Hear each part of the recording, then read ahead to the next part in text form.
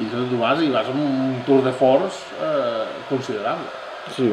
Jo no planifico mai. Quan començo una novel·la no tinc mai present com l'acabaré, ni quina extensió tindrà, ni què hi passarà tampoc. És a dir, no sé, quan la començo cada pàgina ignora la continuació. No faig ni esquemes ni storyboards ni res, no.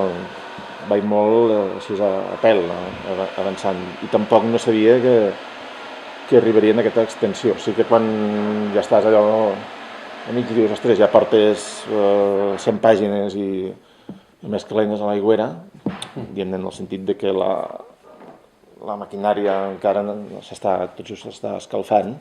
No és que no passi res, però passen moltes coses a les 100 primeres pàgines.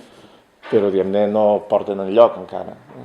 Només després que la cosa va agafant intensitat, i després tampoc no, un cop ja tens muntat el tinglado, aturar-lo no és fàcil, ho has d'acabar, i ho has de mirar d'acabar amb una certa elegància i que no quedin fils allò penjant. I sempre em diuen que acabo malament les novel·les. És una crítica que accepto, però que no comparteixo, perquè les novel·les són com la vida.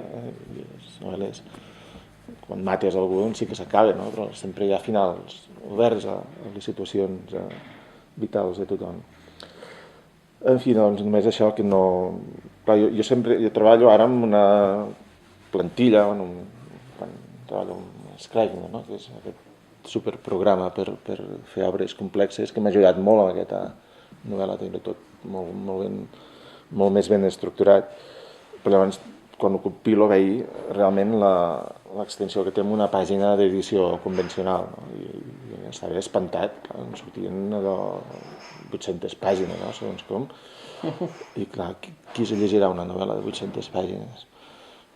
Jo puc llegir novel·les de 800 pàgines si m'agraden. Si m'agraden molt, ostres, és millor que en tinguin 800 que no que en tinguin 300. Per la senzilla raó que si trobes plaer, el plaer s'allarga. En canvi, un llibre que no t'entusiasmi i que en tingui 200, doncs mira, pots acabar a fer l'esforç de llegir-lo si tens alguna motivació especial per fer-ho. Perquè clar, un llibre de 700, al final són 688, em penso. La versió final, Sí. No deixa de ser un llibre gruixut, però no inabastable. A més, capítols curts, que des del punt de vista tècnic està pensat perquè la lectura no sigui, no demani allò un acte de fe, sinó que una pàgina et vagi portant a l'altra. Jo espero que sigui així. No. Has repetit moltes vegades que el que has fet és una gamberrada, però... Una broma, Una broma, però... Segur que darrere aquesta gamberrada hi ha una tesi. Bé, hi ha tesis, sí. A veure, no he pensat mai en termes de tesi, perquè si pogués fer tesis, faria tesis. O una idea. Sí, el discurs és de que la història és com és, doncs a vegades per accidents molt nimis, una simple decisió personal pot canviar el curs de la història. El respecte o la por de l'atzar. Sí, i a la responsabilitat individual de la gent. I que sí que hi ha els corrents marxistes, la massa i la gent i els moviments socials que tenen, evidentment, la seva importància, però sempre al final hi ha moltes coses que depenen d'un acte. Per tant, això d'alguna manera és un pont directe a l'actualitat, és a dir, a la vigència d'una cosa que pots situar als anys 30, no? Sí. No, clar, evidentment, la història d'avui també està composta de la pressió de la gent i de la societat i de grups de gent, però també a la decisió concreta de persones individuals que amb l'exercici de la seva responsabilitat o no són capaços de canalitzar o de donar sortida o d'ajudar a moviments més de fons. Tu, a la novel·la, dius i parteixes. El títol suposo que mantens el mateix. Sí, aquest em va costar, per això, però... Ho dic perquè de vegades hi ha canvis, llavors presentes amb un títol i després s'acaba portant amb un altre. En aquest cas mantens el mateix dels ambaixadors i tot. Clar, parteixes d'una obra pictòrica per crear aquest títol, no? Una obra pictòrica que al final tampoc té tanta importància. No, és que ni la va veure, ni la va veure. No la va veure, no sé què, etc. Però per tu què simbolitza aquesta obra? Els ambaixadors. Clar, per tu simbolitza alguna cosa molt important perquè l'hagis posat al títol, suposo, o perquè sigui un leitmotiv en algun moment i surti per allà al mig. Sí, no, de fet, a veure, penso que tothom que l'hagi vist haurà quedat colpit per aquesta obra, perquè és molt... A part que és gran, de dimensions, està posada allà a la National Gallery, que ocupa ella sola una paret, i és una obra que no deixa indiferent i que a mi m'agrada molt, doncs, perquè té molts nivells de lectura, explica un moment molt particular de la història del món, amb el tamís de l'art. Explica allò, la tensió de la fe d'aquests dos ambaixadors, del Jacques de Tinteville i el Georges de Selve, que l'un és ambaixador de França, del rei de França, a la cort d'Enric VIII, i l'altre és un amic seu, bisbe, que l'ha anat a veure. I el quadre està pintat el divendres sant del 1533, doncs, perquè tots els artefactes astronòmics marquen aquella data. És el moment en què comença el cisma de l'Església d'Anglaterra.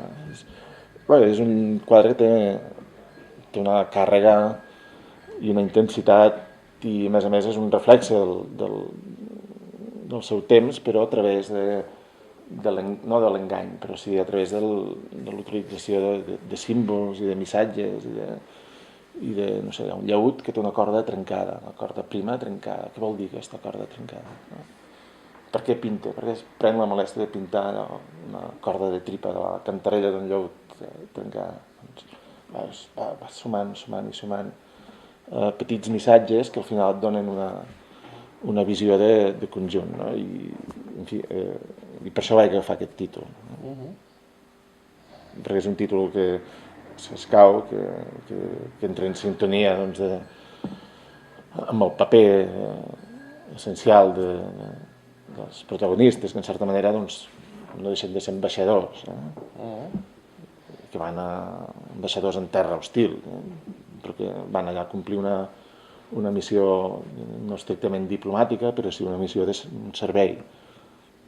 I d'aquí ve el títol. N'havia tingut d'altres, i si us fixeu, totes les parts del llibre, cada part era un títol provisional que havia tingut. Havia tingut Peter Funken, l'extracció de la pedra de la Follia, que també és el títol d'un altre quadre. En fi, n'hi ha diversos. I he passat per diverses etapes i, com sempre, arriba un dia en què dius, no, el títol és aquest. I és aquest títol el que fa que tot t'encaixi. Escolta, jo acabo, no sé que encara s'entengui qualcuna més, però hi ha una cosa dins l'estil de la novel·la, i sense desvetllar per què van a Madrid, no ho desvetllarem perquè si no faríem l'espoiler i tampoc és plan. Però sí que hi ha una cosa de l'estil de la novel·la que a mi m'agrada molt, que és la ironia. El punt de que en el moment més dramàtic de no sé què, de cada un dels capítols fins i tot, no només de tot això, hi ha un gir o un diàleg o una paròdia o una conya o no sé què que fa que a lector es queda dir, ostres, no? Quina gràcia. Pot ser de vegades un gir de paraules, de vegades un diàleg, de vegades una situació que entra i resulta que aquell senyor és un altre que no sembla que sigui, però vull dir que és una novel·la plena de sentit de l'humor, de l'ironia, que no deixa d'estar narrant uns fets molt greus, i que ens els fa una mica més de... Clar, és que si no seria insuportable, és a dir, la vida sense... Bueno, no seria una altra cosa, una novel·la d'això de tensió o d'estar així patint.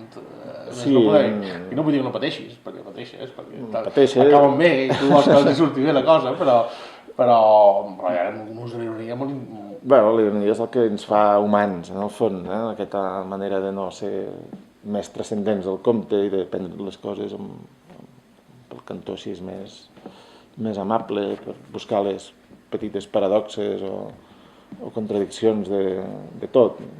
I sense la ironia aquesta novel·la hauria sigut, jo diria, insuportable. Insuportable, hauria sigut, que deies, molt més dura, molt més tensa, molt més grisa. No? El que volia era... és una novel·la. Tu volies una novel·la d'aventures, no? Una novel·la on passessin coses, on la gent que la llegís s'ho passi el màxim de bé possible, on jo també a l'hora d'escriure no m'hagués posat pedres al fetge. Sí que et poses pedres al fetge en el sentit en què tens una responsabilitat de fer-ho el màxim de bé possible, però sense que t'amargui el dia. Ahir